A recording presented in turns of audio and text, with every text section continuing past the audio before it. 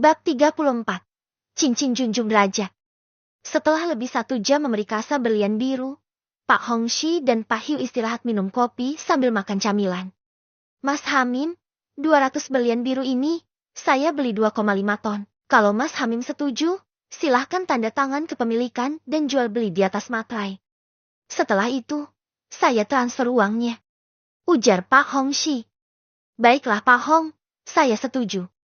Jawab Hamim lalu tanda tangan di atas materai, setelah dibaca lampirannya. Oke mas, saya transferan uangnya 2 kali, di Bank Mutiara saja. Ujar Pak Hongxi, kemudian mentransfer uang. Setelah itu, Pak Hiu juga mentransfer. Sudah masuk uangnya Mas Hamim, silahkan dicek. Tanda bukti transfer sudah saya kirim lewat WA. Ujar Pak Hiu. Siap Pak Hiu. Saya sudah melihatnya. Jawab Hamim. Baiklah Mas Hamim, kalau begitu, saya mau kembali ke kota Jakarta. Terima kasih atas kerjasamanya. Ujar Pak Hongxi. Sama-sama Pak. Saya juga terima kasih banyak. Ujar Hamim. Mas Hamim, jangan lupa, kalau dapat berlian merah, hubungi kami. Ujar Pak Hiu kemudian beranjak. Siap Pak. Jawab Hamim sambil melihat Pak Hiu dan Pak Hongxi pergi. Dari mana kamu? Kok baru muncul? Tanya Hamim pada ruhnya Aisyah.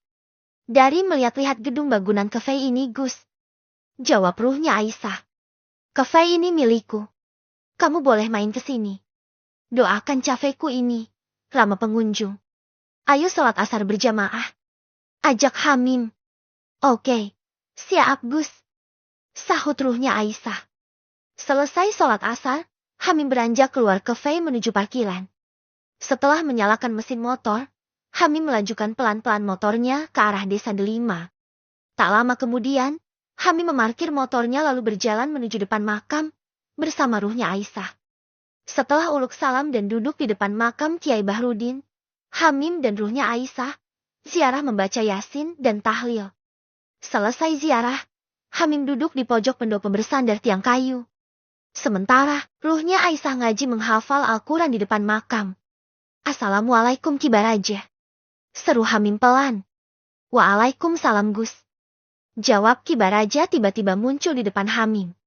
Ki, ini, aku diberi cincin batu akik kecil sama Mbah Wali Derajat. Ujar Hamim sambil menyodorkan cincin batu akik.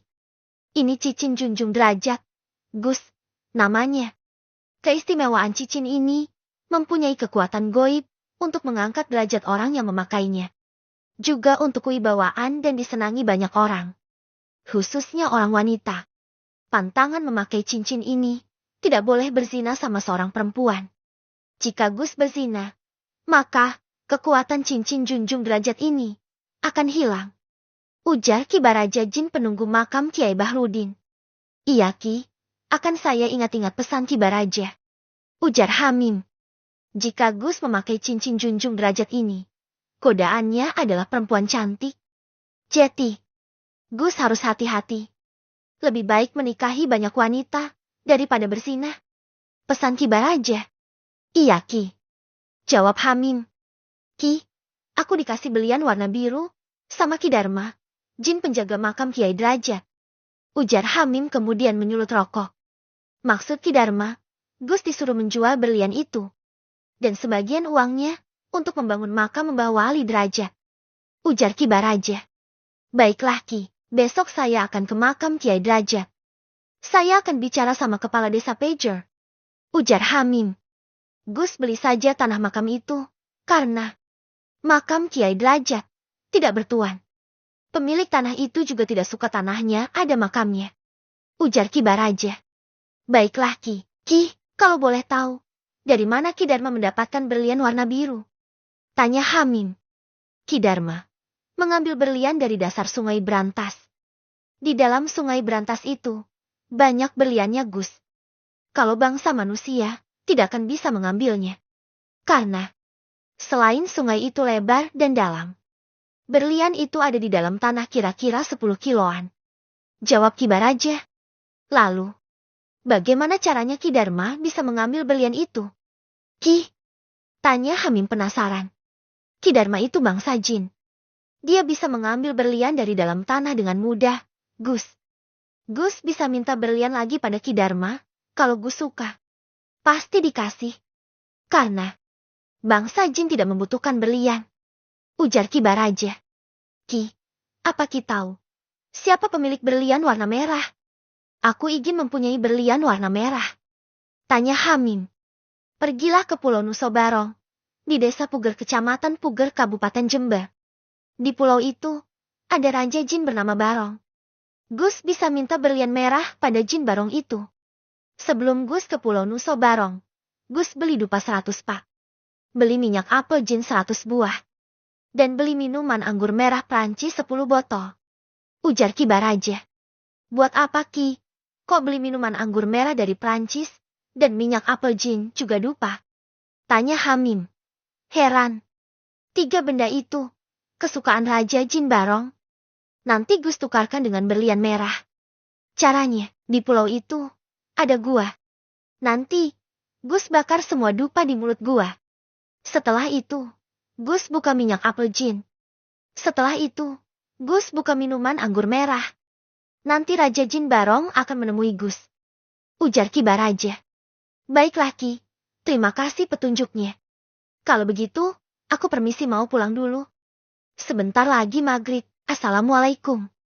Seru Hamim kemudian beranjak. Waalaikumsalam, Gus. Jawab Ki Baraja kemudian menghilang. Aisyah, ayo pulang. Ajak Hamim. Iya. Jawab Aisyah kemudian beranjak. Setelah menyalakan mesin motornya, Hamim melaju pelan-pelan lewat jalan tembusan desa. Tak seberapa lama, Hamim sudah sampai di depan rumah, lalu memarkir motor bututnya. Assalamualaikum. Seru Hamim sambil berjalan masuk rumah yang kosong. Setelah melepas baju dan mengambil handuk, Hamim mandi membersihkan badan. Selesai mandi, Hamim melaksanakan sholat maghrib di musola bersama bapak ibunya, juga Idris adiknya. Selesai sholat berjamaah, Hamim beranjak ke rumah. Kemudian duduk di kursi sofa ruang tamu. Mas, mau ngopi? Ibu bikinin. Ujar sang ibu yang berdiri di depan pintu rumah Hamim. Iya bu. Jawab Hamim sambil melihat layar HP. Tak lama kemudian. Ini mas, kopinya. Ujar sang ibu sambil meletakkan gelas di atas meja, lalu duduk di sofa menghadap Hamim. Terima kasih bu. Ujar Hamim, lalu menuang kopi panas ke dalam lapik. Pak Dhemu, Mijan, tadi kesini. Benar yang kamu katakan 1,5 tahun yang lalu. 2 Pak Dhemu, sekarang bangkrut. Ujar sang ibu.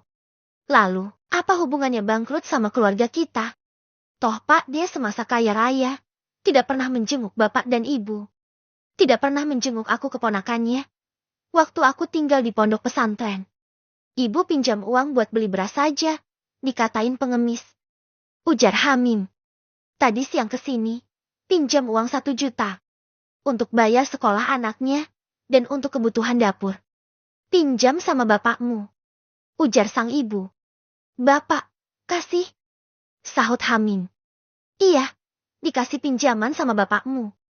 Jawab sang ibu. Bu, bilang sama bapak. Kalau Pak Demijan dan Pak De Karman kesini pinjam uang, jangan dikasih. Walaupun yang datang istrinya. Jangan dikasih walau nangis darah. Ibu bilang, suruh pinjam ke Hamim. Biar nanti, aku dongengin cerita nabi-nabi. Ujar Hamim. Iya mas. Ibu masih sakit hati sampai sekarang. Ibu dihina, dikatain pengemis waktu pinjam uang untuk beli beras. Bapakmu juga masih sakit hati. Pernah dikatain suami pemalas waktu pinjam uang. Dikatain wajah tembok, gak tahu malu. Selalu pinjam uang, merepoti saja. Tadi, bapakmu kasih pinjam uang, karena kasihan sama anak-anaknya yang masih keponakannya. Ujar sang ibu.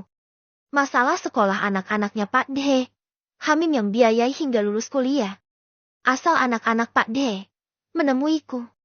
Bagaimanapun, mereka saudara sepupuku. Ujar Hamim. Iya mas. Biar Ririn kakakmu nanti yang bicara. Ya sudah, ibu mau pulang. Ujar sang ibu. Iya bu. Sahut Hamim lalu menelpon Ika asisten barunya. Setelah terhubung, Iya tuan. Jawab Ika. Kamu pergi naik taksi ke makam Sunan Ampel. Kamu belikan minyak apel jin yang harganya 4 juta. Kamu beli 100 buah ya? Ujar Hamim. Iya tuan. Jawab Ika. Kamu beli dupa 100 pak. Dupa yang paling bagus. Lalu beli minuman anggur merah Perancis.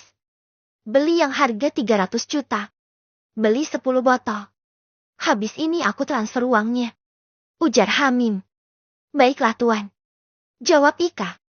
Ya sudah, itu saja. Sekarang kamu berangkat. Besok pagi ikut aku ya. Ujar Hamim. Iya tuan. Jawab Ika. Ya sudah. Kata Hamim lalu mematikan HP. Mas. Panggil Idris, yang sudah besar.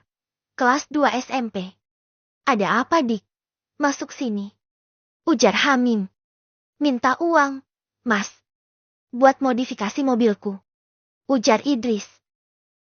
Kamu umur 14 tahun 6 bulan. Kelas 2 SMP sudah punya mobil. Belum cukup umur untuk mengemudi mobil. Gak boleh sama Pak Polisi. Siapa yang membelikan mobil kamu? Tanya Hamim. Ibu mas. Jawab Idris. Aku saja tidak punya mobil. Kamu masih di bawah umur sudah punya mobil. Awas kamu, kalau ikut balap liar.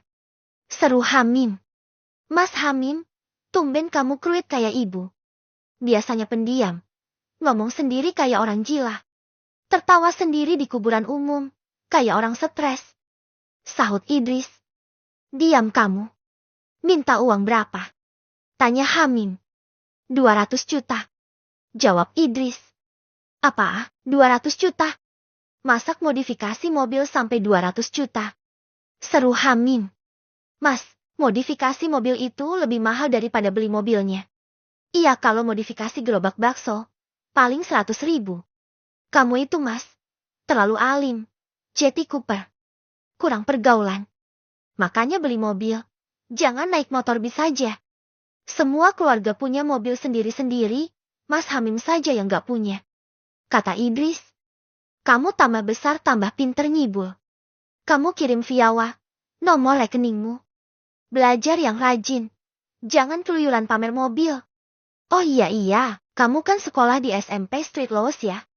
Sekolah elit, tempat sekolah anak-anak pengusaha kaya. Pantesan, kamu minta belikan mobil sama ibu. Ingat, jangan niru gaya hidup anak-anak orang kaya. Ujar Hamim. Jangan lupa transfer mas, aku tunggu uangnya. Jangan ceramah di depanku. Assalamualaikum. Pamit Idris lalu beranjak pergi. Gawaat. Gak enak firasatku sama Idris. Gumam Hamim lalu mentransfer uang 200 juta. Baru saja meletakkan handphone di atas meja. HP berdering tanda ada telepon masuk. Setelah tersambung. Assalamualaikum. Seru Haris. Waalaikumsalam. Jawab Hamim. Kemana kok gak masuk sekolah tadi? Tanya Haris. Cari uang Riz. Biasa, orang miskin harus kerja keras. Biar bisa makan. Jawab Hamim asal. Hehehe. Ayo kita main. Gabriel dan Lucky ngajak dugem di J Street. Ujar Haris. Aku gak punya uang. Sahut Hamim bohong. Lagu lama. Dari dulu. Kamu kan gak pernah punya uang. Ikut saja. Aku ada uang. Ujar Haris anak seorang manajer. Aku tak sholat isak dulu ya Haris. Habis sholat isak, aku meluncur. Ujar Hamim. Kemudian mematikan handphone, lalu beranjak wudhu. Tak lama selesai sholat isak dan sholat hajat, Hamim masuk kamar untuk ganti kaos dan celana. Kemudian pergi dengan motornya. Tak selang lama, Hamim berhenti di parkiran depan pos satpam Cafe Doremililnya. Pak, aku titip motor. Paling tengah malam aku ambil. Ujar Hamim. Siap bos Hamim. Jawab seorang satpam Cafe Dora. Taksi. Seru Hamim pada sopir taksi yang lewat pelan-pelan. Taksi pun menepi dan berhenti. Setelah berada di dalam taksi, Hamim berkata. Diskotik Dragon J Street, Pak. Siap tuan. Jawab sopir taksi. Tak selang lama. Taksi masuk ke Mall J Street menuju lantai 7. Setelah berhenti di depan diskotik Dragon, Hamim membayar taksi lalu keluar. Sesampai di halaman depan diskotik, Hamim berjumpa dengan Gabriel, Lucky dan Haris teman satu sekolahnya. Bab